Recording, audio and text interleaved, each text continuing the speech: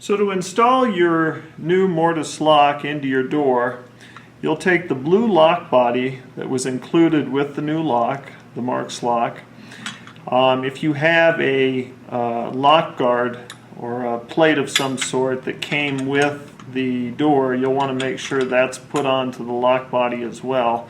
Many times those are incorporated into the stamp box itself, so that part's not necessary.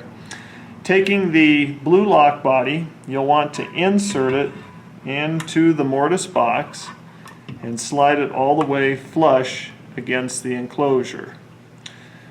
From this point, we're going to go ahead and we're going to take our screws, the two screws that go in the uppermost and the lowermost holes. And we're going to go ahead and insert these. You can tighten them down, but leave them slightly loose. We'll need that free play for adjustment later on when we put the handles and the cylinders in. So we're going to go ahead and just thread these in. And we'll keep a little bit of free play on that because we may need that later on to align the handles. And this is done using just a regular Phillips screwdriver. If you're into sizes, a number 2 tip works the best with the Marks lock. Now, what you'll do is you'll take your hardware, and you may have opted for the lever handles. Knobs are also available, round knobs. On the back side of the hardware, there's an axle, a square axle. And what you'll do is you'll take the square axle and insert that into the receiver in the mortise lock itself. And you'll do this on both sides. And we'll rotate the handles so that their orientation is the way we want it.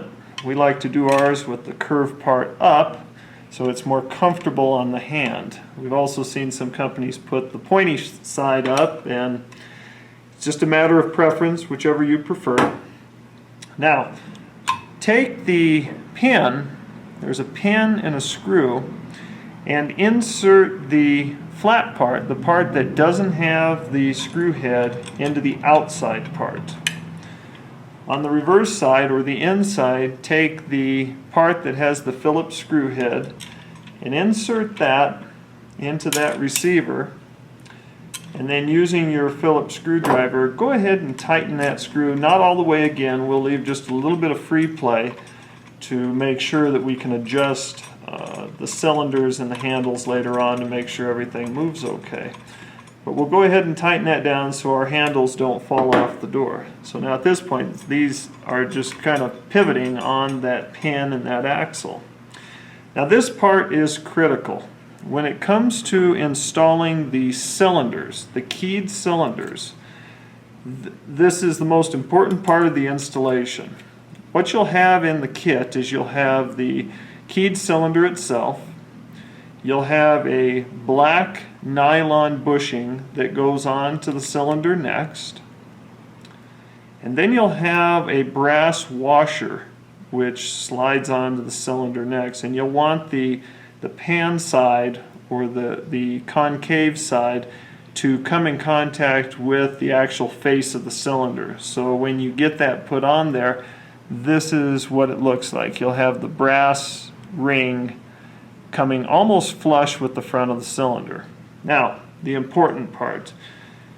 These cylinders are threaded, and they're threaded into the lock body itself. It is critical that you use some form of a lubricant on the threads themselves before trying to insert these. If you don't, you run the risk of cross-threading and you will ruin the lock. You'll have to buy another lock.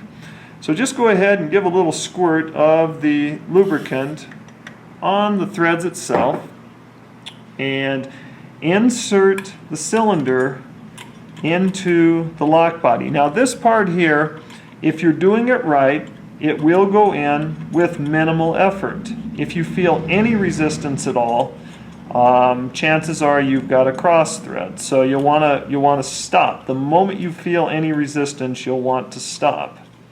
Now I like to use a key that's different from the actual key that works in the cylinder, because that gives me leverage to turn and rotate the cylinder when I'm going to try to put the cylinders into the lock body. And so we'll go ahead, and as you can see, it takes a little bit of practice, but now right here I can tell that my threads are lining up, and I'm going to rotate that cylinder. Okay, and notice how the entire cylinder rotates. The keyway actually is going around and around, but the actual keyway itself is not turning as it would if you were using a key that fit. And you'll go down on that until you come to the point where it's snug. Okay? Now, here's another important part. With the Marx Mortise lock, you'll want the keyway to be where the narrow side is down and the wide side is up. And so when you put the key in, the teeth are actually pointing down. This might be a little bit different from what you have on your primary doors.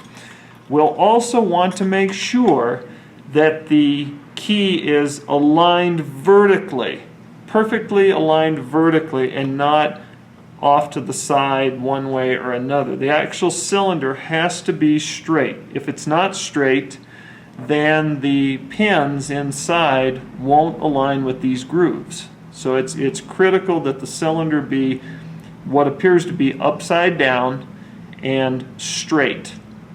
So let's go ahead and do the cylinder installation on the other side of the door, and we have our rings and our bushing. We're going to apply a little bit of lubricant to this, just a little bit. All right, and then we'll go ahead and line up the cylinder. Got that one first try. Sometimes if you do enough of them, you get them right off the bat. So we're going to go ahead and rotate the keyway. Okay, now here I've gone too far. It's too tight. I can't get a full turn out of it.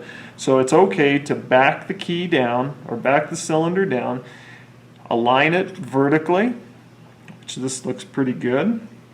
And then you can go ahead and pull whatever device you use to rotate those cylinders out. I don't like to use a standard screwdriver because it chews up the keyway. So if you can find a key that's different from the keyway, that works perfectly. Another trick is to use the key that works, but instead of pushing it all the way in, just pull it out one notch or two, and then that'll still give you the leverage you need without rotating the keyway. Okay, so now we're going to go ahead and secure the cylinders to the actual lock body. On the Marx lock, there are two set screws. It's these two screws right here. And in the other video we showed where when you remove the Marx lock, you take the screw head just to the surface. Do not remove these two screws. So we're going to go ahead and tighten down these two screws, and these are just going to set the cylinders in the position that we rotated them into, and it'll prevent anybody from rotating those cylinders from the outside using a wrench or something similar to that. And that's it. Now our lock body is installed. It's attached to our cylinders. All we have to do now is tighten the outermost screws, the one to the bottom and the one to the top. These screws in the middle here, this one and this one, are used to attach the brass plate to the blue lock body. So it's not necessary to remove those. And we'll go ahead and we'll tighten down the top screw and the bottom screw.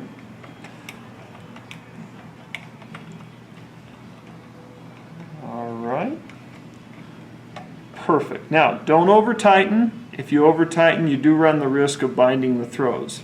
Our last step is going to be to snug up the set screw above the handle and just make sure that the little pin on the outside is sitting flush. It's a square backed pin, so you don't have to have anything hold on to it from the outside. The actual plate holds it.